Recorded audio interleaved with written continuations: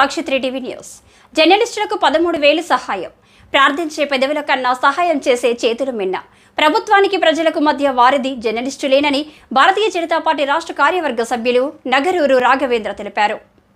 ఈ రోజు కర్నూలు నగరంలోని కలెక్టర్ కార్యాలయం మీడియా రూమ్ దగ్గర అనారోగ్యానికి గురై ఇన్స్పెక్షన్కు గురైన సీనియర్ జర్నలిస్టు ఓబులేసు తన కాలును డాక్టర్లు తొలగించడంతో ఆర్థికంగా ఇబ్బందులు పడుతున్న ఓబులేసుకు నగరూరు రాఘవేంద్ర జర్నలిస్టులు కలిసి 13,000 ఆర్థిక సాయం అందించారు.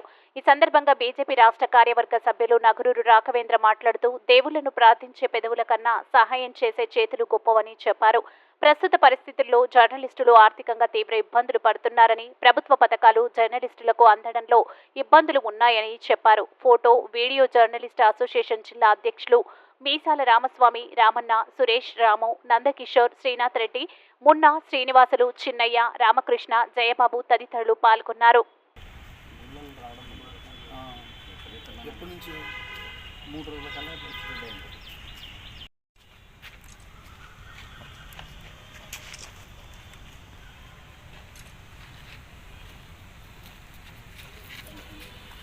మనలో ఒకడైన విలేకరి అయిన ఓబులేసు గారు ఈరోజు ఆయన ఆర్థికంగా చాలా ఇబ్బందుల్లో ఈరోజు అయితే ఉన్నారు. ఆయనకి అనుకోకుండా ఆర్థరైటిస్ వచ్చి ఒక కాలు తీసేయడం జరిగింది. అలాంటి వ్యక్తులకి ఆర్థికంగా ఎవరైనా సరే మన కోసం ఎన్నో సేవలు చేసిన వ్యక్తి, ఎన్నో వార్తలు రాసిన వ్యక్తి, సమాజం మేలుకొల్పుకొలకు ఆయన ఎంతో మందితో ఎన్నో విధంగా ఎంతో ఇబ్బందుల్లో విలేకరు ఎంతో ఇబ్బందుల్లోనే ఉంటారు ఎప్పుడైనా సరే. ఎందుకు అంటే సమాజంలో ఒక మంచి కోసం జరిగేటప్పుడు చెడు అనేది ఖచ్చితంగా వెనకల నుంచి తంతుంది. అలాంటి వ్యక్తుల కోసము మన సమాజంలో మనము పాటుపడి అలాంటి వ్యక్తులకి ఆర్థికంగా కూడా సాయం చేయాల్సి వస్తుంది. మనకి ఇక్కడ పెన్షన్ లేదు కాబట్టి సమాజంలో పెద్దవారైనా ఎటువంటి స్థాయిలో ఉన్నవారైనా సరే ఇలాంటి వ్యక్తులకు ఆర్థికంగా సాయం చేయాల్సిందిగా కోరుచున్నాము. విద్యా సంస్థలు అయితే ఏమి, తర్వాత వచ్చేసి పొలిటికల్గా ఇన్ఫ్లుయెన్స్ ఉన్నవారైతే ఏమి, తర్వాత బిల్డర్స్ అయితేనేమి, హాస్పిటల్స్ అయితేనేమి, మీకోసం మేముండి పనిచేసి ఎల్లవేళలా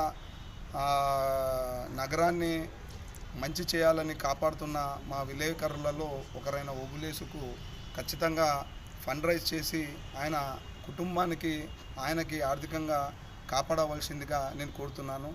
నా వంతు కృషి చేసి నేను మొదటగా వాళ్ళు అడిగిన వెంటనే 10,000 ఆర్థిక సాయం చేశాను. నేనేమి ఎవరు ఏమని కూడా చూడలేదు. ఎందుకంటే ఇలాంటి వ్యక్తులు రాబోయే రోజుల్లో మనకి వాళ్ళతో పాటు ఎంతో మంది ఉంటారు.